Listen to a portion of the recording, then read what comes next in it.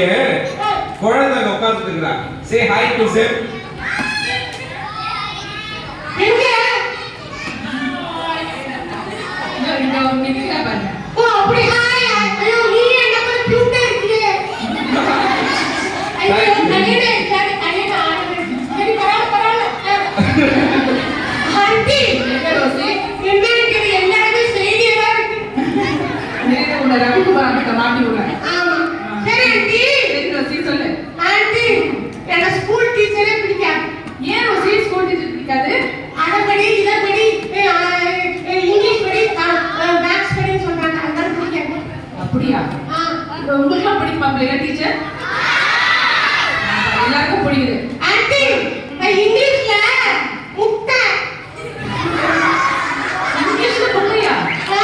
சரி சயின்ஸ்ல? சயின்ஸ்லயா முட்டை.